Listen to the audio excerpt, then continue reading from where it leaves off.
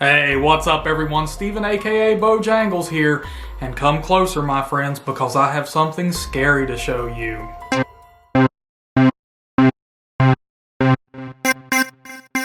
Today, we're going to be checking out NECA's Freddy Furnace Diorama, which excites me because I've been meaning to do some videos on my collectibles, memorabilia, and stuff like that. So, I figured why not start with this. I saw this thing sitting around at FYE, which my local one is unfortunately closed now.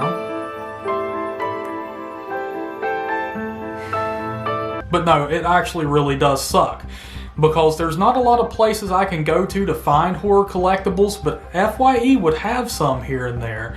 It was hit or miss, and there wasn't a ton of them or anything like that, but as far as some collectibles went, FYE was the place to go, and they had some cool DVDs that you couldn't find anywhere else too, albeit overpriced. But anyway, I saw this in FYE, it was $30. I didn't pick it up that day though. Instead I went home, thought about it, and was like, you know what? It's something different. It's a diorama, it's not a figure, it's like a set piece. It can bring an Elm Street collection to life, give it a little more pizzazz. So I decided to go back and pick it up. Now luckily for me, my buddy was working that day and he saw me scoping out this diorama. He was like, dude, let me go and make sure this thing isn't on sale or something. He comes back, turns out it was on sale. It was 50% off. So I was like, I'm gonna get both of them. I was planning on spending 30 bucks anyway. I can spend 30 bucks and get two of them, and this also settles another problem I always have as a collector. I always struggle with whether or not to open my collectibles and display them. But also, hardcore collectors want to keep things in the packaging. So with two of them, I decided to open one, put it on display, and this box you see isn't the box I kept or anything like that from the one I opened. It's another diorama. And speaking of opening up that box, there is something I want to tell you right now because there is a misconception about this thing. A lot of people seem to think that it comes with a Freddy figure. I'm here to tell you now that it does not.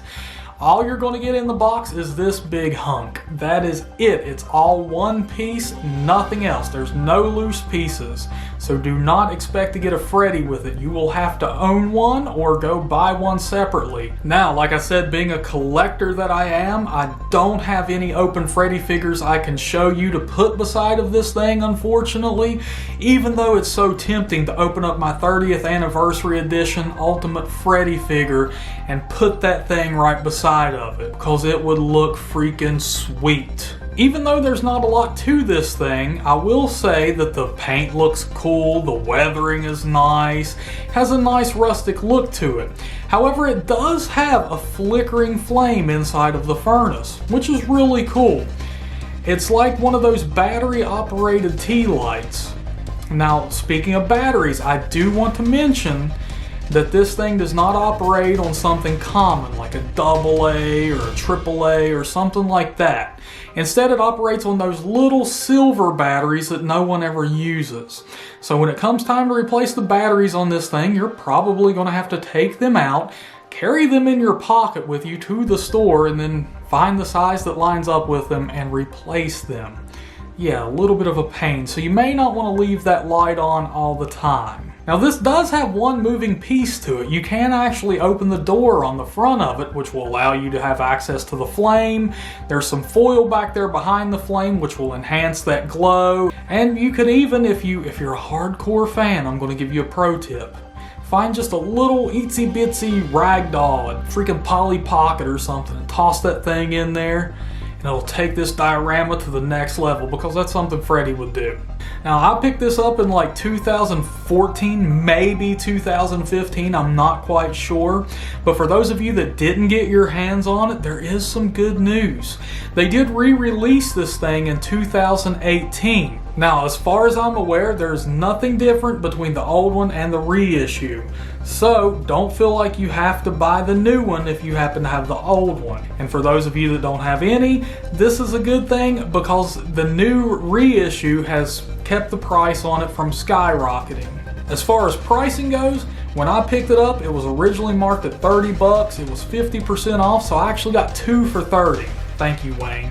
Now, if you want to pick this thing up now, one of the lowest prices I saw for it is actually on Amazon. It's like 37 bucks. I've included a link in the description. If you want to click on that link and pick this bad boy up, you'll give me like a 10-cent commission or something like that, so you will have done your good deed for the day. Thank you. Would I personally buy it again? For the price I got it for, absolutely. 15 bucks?